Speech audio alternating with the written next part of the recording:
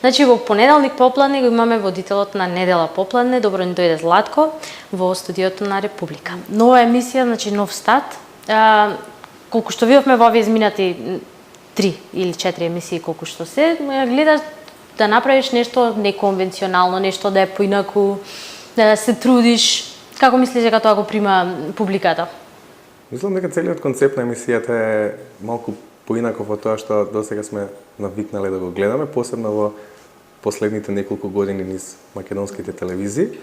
Се обидуваме да донесеме или да внесеме ведрина во тоа што го правиме и за тие што не гледаат. И мислам дека успеаваме, иако е многу тешко во нашата држава да најдеш секоја недела соговорници, не еден, по 3-4 во емисија, кои што на вистински начин ќе го прифатат тоа што го правиш или го прашуваш. Ама мислам дека буткаме добро, мислам дека гледачите го прифатија тоа на прав начин. Првите критики се позитивни и многу важни за нас како екипа која што го работи целиот проект. И јас се радувам затоа што прво јас се вратив на телевизија по пауза од 2,5-3 години, ама знаев дека тоа е само довидување, а не збогум. И се радувам што работам со една екипа која што е посветена на проектот. Визуелно изгледа за мене прекрасно. Се надевам и за сите кои гледаат емисијата во недела попладне. И тоа е начинот на кој што ќе продолжиме. Ќе се обидуваме само да се надоградуваме од емисија во емисија. Така. Тоа им беше прашање, колку е тешко да се најдат луѓе кои ќе прифатат тебе да се бориш со нив во емисија или некои си слични работи? Тоа е начинот на кој што јас комуницирам со гостите, затоа што во секоја работа подготовката веројатно е најбитното нешто. Гостите го прифаќаат тој начин на работа условно и го прифаќаат со радост. Например, последната борба со олимпиецот Шабан Трстена за мене беше неверојатно искуство и многу ми беше драго што и тој беше радосен на таа борба. Се обидуваме да внесеме такви елементи во емисијата затоа што тие се интересни и за гледачите. Сите знаеме на кој начин Шабан Трстена, например, направи салто пред 30 години во Лос Анџелес, но да видиме сега во каква форма е.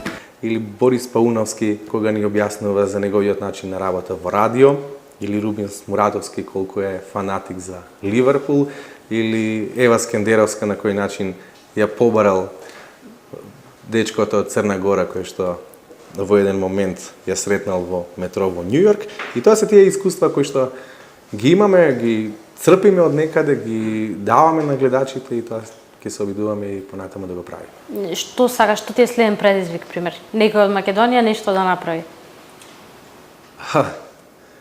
Да играм баскет 1-1 со Перо Антич. Тоа веројатно ќе биде предизвик за него. Спремен си? Не сум подготвен за него, ама ќе видам кога ќе имам шанса да играм 1-1 со Перо Антич. Јас ги сакам тие работи, да избегаме малку од патеката на која сме навикнале да газиме, кејвски да ги правиме работите. Втора работа е што спортот толку многу го сакам, што понекогаш ми е обсесија, а не само секојдневна работа. И тие се тие моменти кои што за мене се неверојатно искуство и ги сакам и ги правам и веројатно ќе продолжам тоа да го работам. Така, недела попладне и асоцирана седење дома, гледање на утакмица со фамилијата. Тоа значи дека ќе продолжите со спортски гости, сакам да кажам. Сепак си спортски новинар. Тие 2 часа се фокусирани на спортот и на забавата, на културата, на уметноста, на театарот, на актуелните настани. Не мора да значи дека спортот ќе го има целиот фокус во тие 2 часа, но во овој период тоа се случува, имавме интересни настани и токму поради тоа и фокусот беше на спортските активности, и од друга страна спортот привлекува најголемо внимание, сакале да признаат било кој други кој работа друга професија, да не речам политичарите. Народот се радува и тагува по резултатите кои ги остваруваат спортистите, се радува кога наш пејач, пејачка уметник ќе направи успех на меѓународно ниво и сака да слушне за тие работи, како дошле до тој успех, како го постигнале, како го чувствуваат успехот, како го споделуваат со нас, со најблиските и така натаму. Влегуваме малку и во не интимата, на приватното на гостите, нешто што исто така и јас и било кој друг сака да го слуша. И самиот плакат за емисијата, господин Јасмите, е интересен. Си во друштвото на младоба дама. Колку мислиш дека македонските жени ги бива за спортот? Еве, колку и твојата колешка бива во тоа поле? Се снаоѓа? Ги бива ако се трудат. Ама треба да им го наметне тоа некој, за да го засакаат вистински. Во секоја друга варијанта ќе бидеме во расчекор. Може би и јас ќе бидам во расчекор ако е во прашање храната или модата или нешто што жените повеќе ги интересира. Спортот е наша алатка на мажите условно, која ние толку многу ја користиме и сакали или не, им го пренесуваме тие на луѓето што се до нас. Било да е тоа во домот или на работа и така натаму.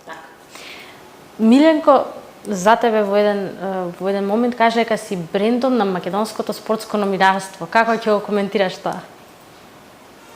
Брендонот, така? Брендонот на македонското спортско новинарство.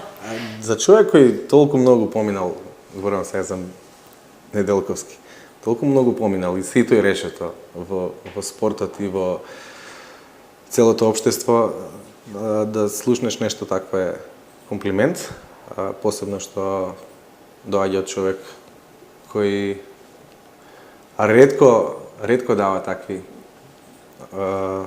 не знам, етикети и ми е драго. Не знам дали сакам да имам толку бурен новинарски приватен или било каков живот како Неделковски, ама во секој случај човекот има акумулирано толку многу искуство и толку многу работи и мене ми е драго кога ги слушам сите тие негови приказни и црпам работи кои што мислам дека може да ми користат и од него. Так. Кога договаравме за тоа кој ќе ни биде гостин, мојот колега рече, па викни го Златко, он е интересен за жените. Ти се чувствуваш интересен за жените? Те напаѓаат ли жени, пошто веќе сепак си долго време на телевизија и си познат? Не. Дури не знам на кој начин да одговорам на прашањето. Не се чувствуваш интересен. Новопечен татко, така? Татко на 9,5 месечна. Сепак новопечен. Машко дете. Како ги помина ти овие последни 9,5 месеци? Прекрасно, најубавите 9,5 месеци во мојот живот. Мате се роди на 22 ноември, крстен е по великанот Мате Парлов, славниот боксер, големиот боем, несудениот глумец, автор на поезија, човек кој што за мене има вредности кои сакам да ги има и моето дете и на тој начин веројатно ќе го воспитуваме. Исто реагираме со мајка му кога плаче, на поинаков начин ги решаваме работите. Менуваме пелени на различен начин, му даваме млеко на различен начин, но тоа го правиме подеднакво и со многу љубов. Ке одиш на трето дете може? Знаете како велат? 2 се малку, 3 не се многу, 4 се доволно. Тоа го слушнав на венчавка во соборниот храм пред некоја година и не знам, здравје Божи. Така. За крај можете и да ми скоментираш за состојбата во македонскиот фудбал, кој подобро од човек на ФФМ да го каже тоа?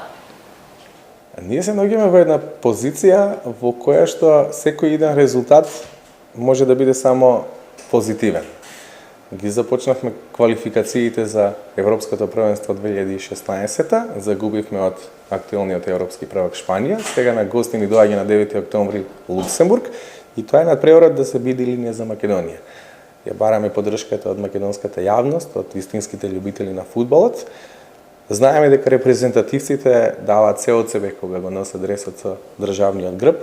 Федерацијата од друга страна се обидува да им ги даде и наметне најдобрите услови кои што може да им ги даде и сите се надеваме дека најпосле ќе одиме на едно скалило напред. Никој нема илузија дека можеме да одиме директно на европско првенство или да промениме преку ноќ многу нешта, но знаеме дека работиме честно, отворено, посветено, со многу љубов кон фудбалот, кон спортот. Тука се луѓе кои што од мали нозе се на фудбалските терени, тука се великаните Илија Најдовски, Воедин Станојковиќ, Саша Чирич. Те имаат искуство кое што исто така мора да го користиме за да го подобриме фудбалското живење и сите се надеваме дека амбиентот утре ќе биде многу подобар. Ти благодарам на гостувањето, се гледаме во недела попладне на Алфа телевизија. Ми беше драго.